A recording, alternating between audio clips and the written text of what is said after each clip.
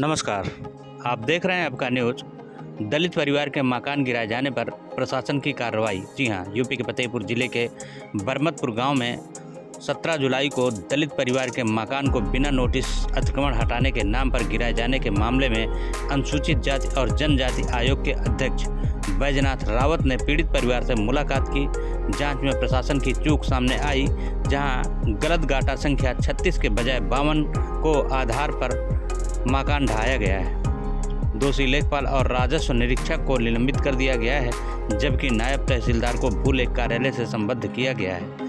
आयोग अध्यक्ष ने दोषियों पर सख्त कार्रवाई और पीड़ित परिवार के लिए मुआवजे की मांग की है। डीएम रविंद्र सिंह, एसपी और राजस्व अधिकारियों के साथ बैठक में परिवार को नया आवास और हर संभव मदद का आश्वासन दिया गया है। पीड़ित परिवार ने चक मार्ग और पंचायत भवन के लिए अपनी जमीन भी दी थी। डाक बंगले में प्रेस कॉन्फ्रेंस कर इस जानकारी को साझा की गई। यह कदम पीड़ित परिवार को न्याय और राहत प्रदान करने की दिशा में महत्वपूर्ण है। जिस तरीके से दलित का मकान गिराया गया, 9 इंच जमीन को लेकर के इसका मकान गिरा दिया गया, कितने लोगों के विरुद्ध अब तक कार्रवाई हुई और आज आप अधिकारियों के साथ बैठक की, क्या था निर्णय? अब से जो जानकारी के हिसाब से लेखपाल कानून पर कार्रवाई की है, लेकिन हम इससे व्यापक जांच पर आए हैं कि जिनके मकान गिराए गए हैं, इसके गिराने में ये जो दोषी पाए जाएंगे उनके विरुद्ध कार्रवाई होगी। और ये छोटे कर्मचारियों को नहीं, इससे ऊपर भी जो जिम्मेदार पाए जाएंगे उनके विरुद्ध भी कार्रवाई हम लोग करवाएंगे कि जिससे कि पुनरावृत्ति न हो।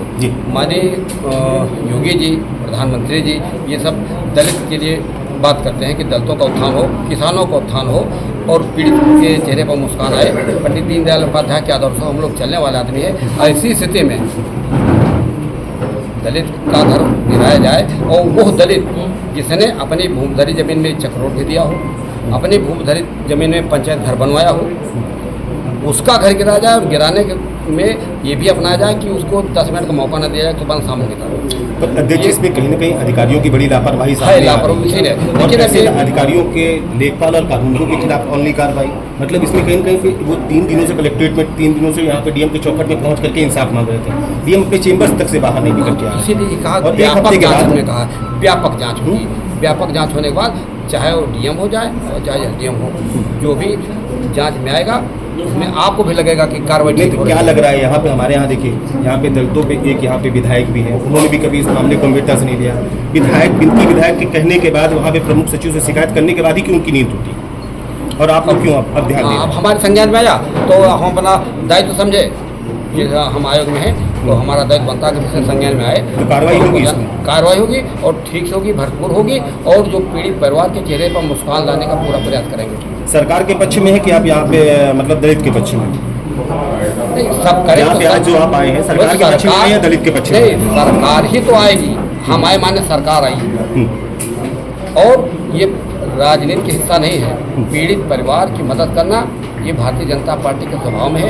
योगी जी, मोदी जी हमेशा गरीब की बात करते हैं और जो दबे कुचले लोग हैं उनके ऊपर चेहरे पर मुस्कान लाने काम करते हैं। तो हम लोग सरकार की तरफ से आए हैं, माननीय योगी जी के संकेत पर आए और ये आयोग, अनुसूचित आयोग का ये स्वभाव है कि दल से ऊपर उठ के अगर किसी पीड़ित की याचना मेरे यहाँ आती है तो उसको निस्तारित पीड़ित को न्याय दिलाने का प्रयास करते हैं।